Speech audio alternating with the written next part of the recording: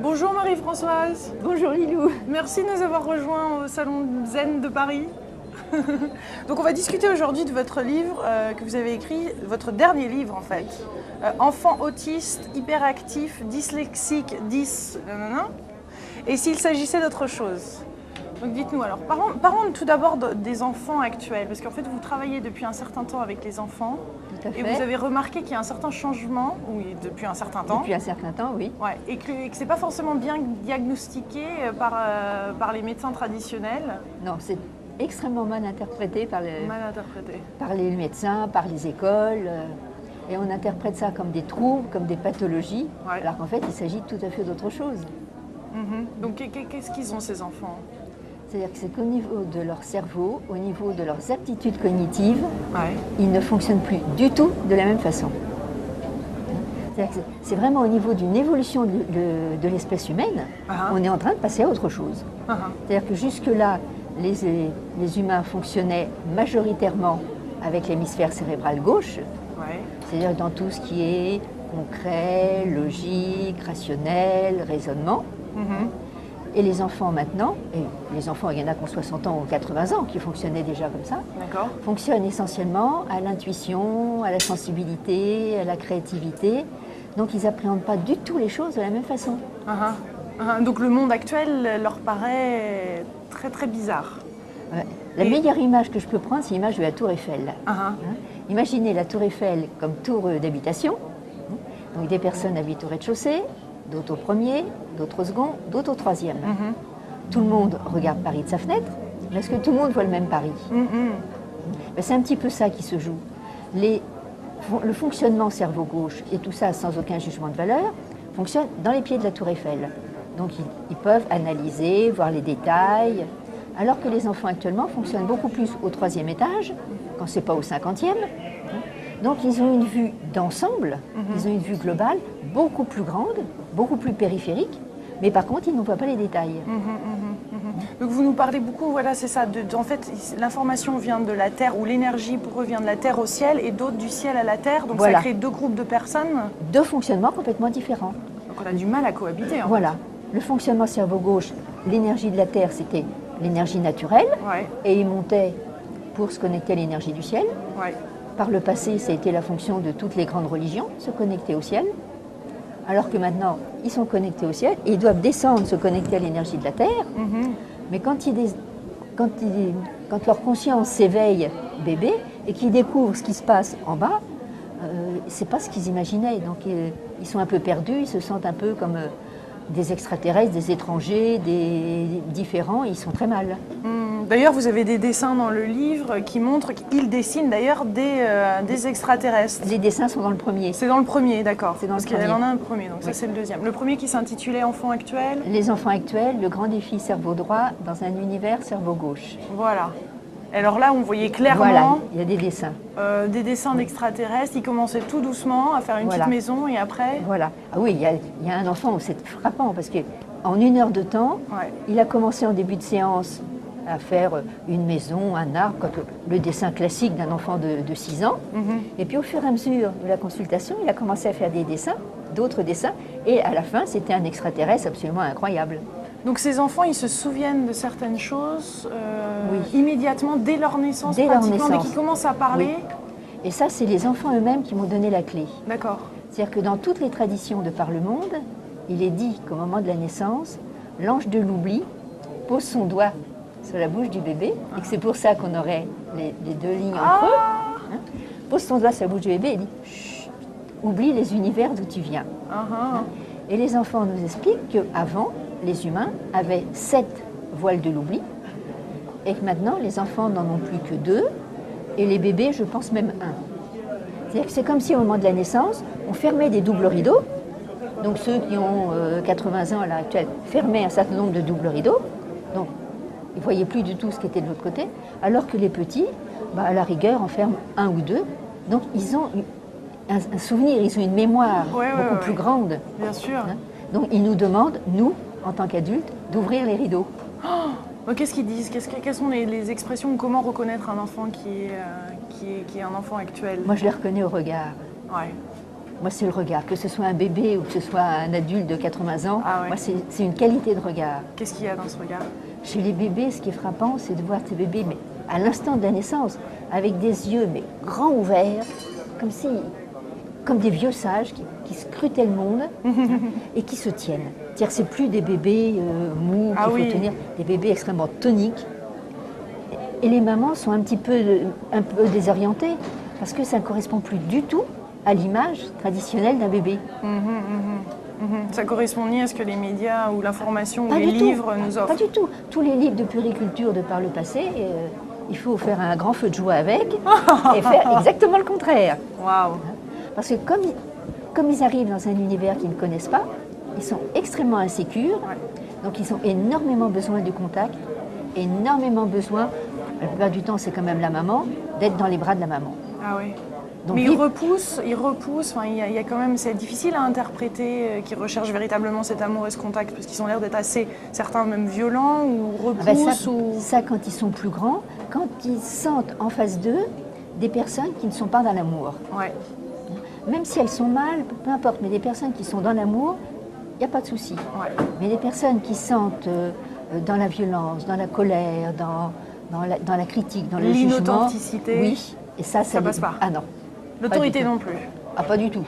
Alors là... L'autorité, c'est-à-dire le mode vertical, Ouais. parce que le fonctionnement cerveau-gauche, c'est un mode hiérarchique. Ouais. L'enfant, l'adulte, l'élève, l'enseignant, l'employé, le patron, alors ça, avec eux, ça ne fonctionne pas. Ça fonctionne pas comme ça dans l'univers. Non. Ça fonctionne comme ça dans l'univers. C'est-à-dire en collaboration. Ouais. Chacun amène quelque chose. Et quand on les prend comme ça, des bébés, à ce moment-là, c'est extraordinaire. Ouais. C'est des partenaires de vie absolument extraordinaires. Ouais. Parce que vous les accompagnez en fait. Oui. Donc ces enfants, il y a certains parents qui viennent vers vous et qui vous disent Je les accompagne. j'ai un problème. Voilà.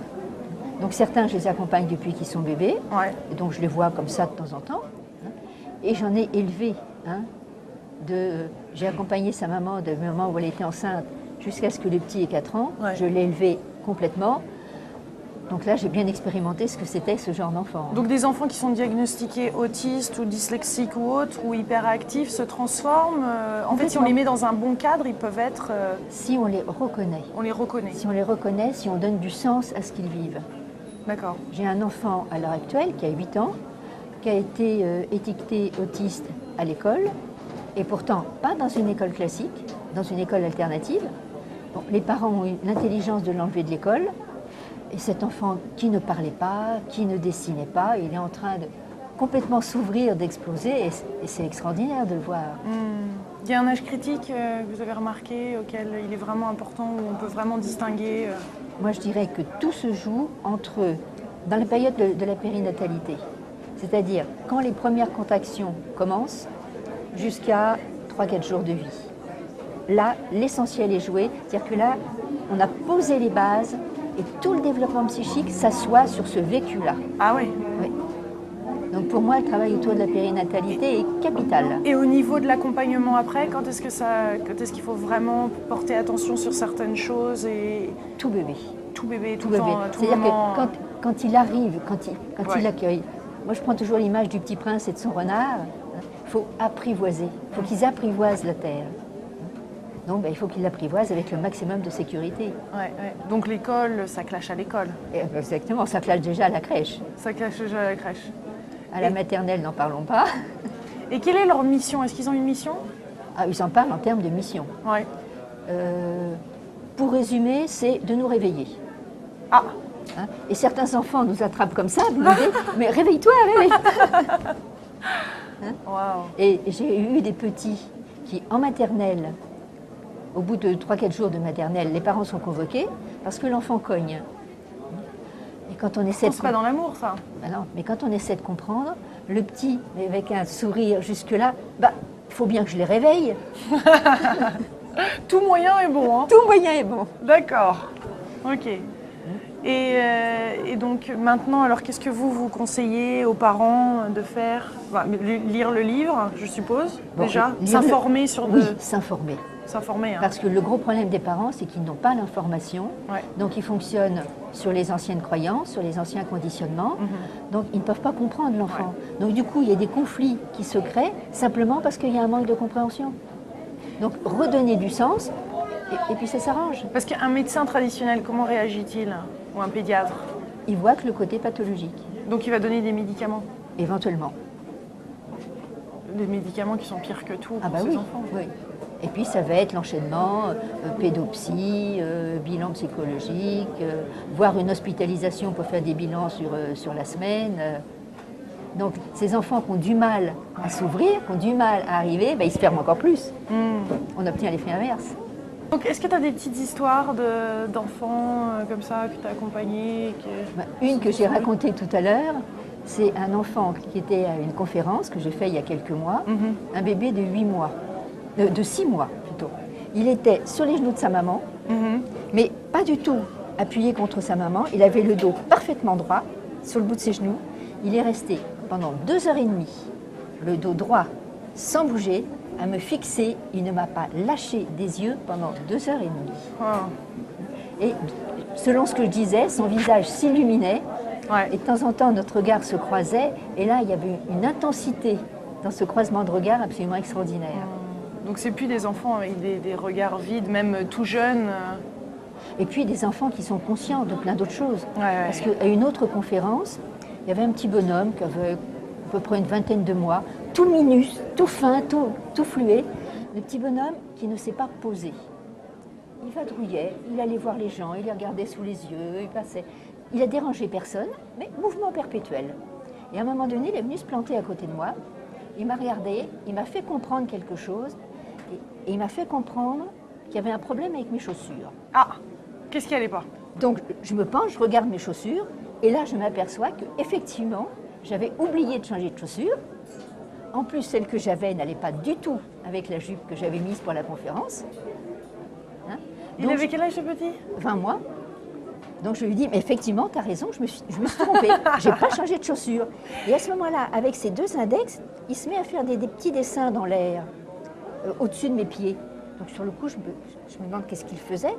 Et en le regardant bien, je m'aperçois qu'il dessinait les nœuds que j'avais sur les chaussures que je devais mettre. Oh là là! Donc, comme exceptionnellement j'avais ma valise avec moi, je suis allée chercher les chaussures dans ma valise, je les ai mises au milieu de la conférence, j'ai plus vu l'enfant de la soirée. Il m'a regardé avec un grand sourire, tout était en ordre. Et là, il y en a pas mal de désordre dans le monde. Voilà. Donc là, ils ont du boulot. Ils ont du boulot. Et ils arrivent en masse. Ah, ça, pour arriver en masse, ils arrivent en masse, oui. Tous les nouveaux enfants sont comme ça? Moi, personnellement, je dirais 90% des bébés. Ouais. Donc là, il y a besoin vraiment de structures, de nouvelles structures, de nouveaux systèmes pédagogiques. Il y a surtout besoin de conscience. De conscience. De conscience. Parce qu'à la limite, les systèmes pédagogiques, ils s'en débrouilleraient s'ils sentaient qu'il y avait de la conscience autour d'eux. Ouais. S'ils sentaient qu'on les comprend, qu'on entend comment ils fonctionnent. Ouais. Et toi, ta mission a été très claire, est devenue encore plus claire dernièrement. Est-ce que tu pourrais nous parler de ça? Oui, depuis 1 an, c'est vrai que j'ai eu l'information que ma vraie mission commençait en septembre 2009, que jusque-là, en fait, j'avais été en préparation, et que ma vraie mission, c'était une mission, parce que dans les traditions ancestrales, c'est la mission des ancêtres, c'est-à-dire la mission de transmission. Donc là, je m'inscris dans ce courant-là maintenant de transmission, donc par l'intermédiaire des livres et puis par l'intermédiaire des formations que je vais mettre en place. Je pense que maintenant, mon temps de consultation, je pense que ça va prendre un peu de recul et que maintenant, je passe à autre chose. Et il y a cette idée de grand-mère? Oui, cette idée de grand-mère, et depuis ça, on me renvoie beaucoup cette idée de grand-mère. Donc il y a un certain côté guérisseur que vous apportez juste au contact des gens et de ces enfants, oui. Je suppose? Oui. Ah oui, parce que j'ai vu, par exemple, à une conférence, avoir à côté de moi un landau avec un bébé de 3 mois dedans, un bébé que je trouvais pas bien, vraiment pas bien, ce petit bonhomme. J'ai appris après que c'est un enfant qui dormait mal, qui était vraiment pas bien. Et après la conférence, il a commencé à faire ses nuits, il a commencé à aller mieux. Mais c'est vrai que je le sentais tellement pas bien. Quelque part, c'est comme si j'avais pris un peu j'avais un peu allongé mon bras, puis j'avais pris dans mon bras tout le temps de la conférence. Et après, il allait beaucoup mieux. Et pendant des conférences, j'ai de plus en plus des bébés qui, à un moment donné, se mettent à chouiner, donc commencent à perturber le public. Et à ce moment-là, je l'interpelle, puis je lui dis, mais dis donc, tu veux faire la conférence avec moi? Donc je vais le chercher, je le prends dans mes bras, je finis la conférence avec le bébé, il ne dit plus rien, il a un sourire jusque-là. Puis quand il est fatigué, il s'endort dans mes bras, il ne veut pas retourner avec les parents. Donc qu'est-ce qui se passe là pour vous? Je crois que tout d'un coup, ils ont quelqu'un qui les reconnaît. On n'est pas tout seul, on a au moins un phare vers lequel on peut aller. Et ces enfants ont choisi leurs parents? Visiblement, oui. Parce qu'il y a certaines situations quand même qui sont assez délicates. Ah, il y a des situations Ils viennent très- dans des familles spécifiques peut-être? Plus maintenant. Plus maintenant. Non, maintenant. 90% des bébés, maintenant, ils n'ont plus tellement le choix. Hein. Ils arrivent en masse un peu partout. Donc c'est vrai que de temps en temps, c'est pas facile dans les familles. Mais quand on voit la terre du 50e étage de la Tour Eiffel, ce qui se passe mal dans une famille, c'est du détail, ça se voit pas. Mais quand on est en bas, qu'on le vit au quotidien, c'est plus du détail. Ouais. Et pour eux, c'est ça qui est difficile. Ouais. Ça doit être très dense pour eux aussi, non? Ah oui. Et ils en parlent d'ailleurs en termes de densité. Ils n'ont pas envie de s'inscrire dans la densité. Donc il y a des petites filles qui ne veulent pas manger. Parce que si elles mangent, elles vont se densifier. Donc elles veulent rester comme des petites fées éthériques, Petites fleurs. des petites fleurs. Ouais. Et de plus en plus d'enfants marchent sur la pointe des pieds. Et ils ne posent pas le pied. Ça, c'est une vibration, Oui. une fréquence Une fréquence. qui est nouvelle sur cette terre. Qui est nouvelle, c'est-à-dire qui est en évolution. Parce que les paramètres de la Terre sont en train de complètement évoluer. Hein. Le champ magnétique de la Terre diminue, alors que la fréquence de Schumann de la Terre augmente. Donc c'est comme si la Terre nous tirait moins vers le bas et que, au contraire, on était plus tiré vers le haut. Donc ça va complètement dans le sens de ces enfants. Merci beaucoup Marie-Françoise. Auriez-vous un dernier petit conseil, quelque chose dont vous aimeriez parler, qu'on n'a pas forcément discuté là? Un mot, un message, a call to action? Ça serait au niveau des adultes, parents, enseignants, c'est de guérir leur enfant intérieur. C'est-à-dire que chaque adulte a eu une vie de bébé, d'enfant, d'adolescent, donc il y a des blessures. Certaines blessures sont guéries, certaines blessures laissent encore des traces. Et pour ces enfants, c'est extrêmement difficile, parce qu'ils ont besoin d'avoir des référents solides. Donc le meilleur moyen de les aider, c'est nous de nous réparer intérieurement pour retrouver notre puissance, pour retrouver notre force intérieure. Et c'est comme ça qu'on va les aider. Merci beaucoup. Merci. Merci beaucoup. Et le livre,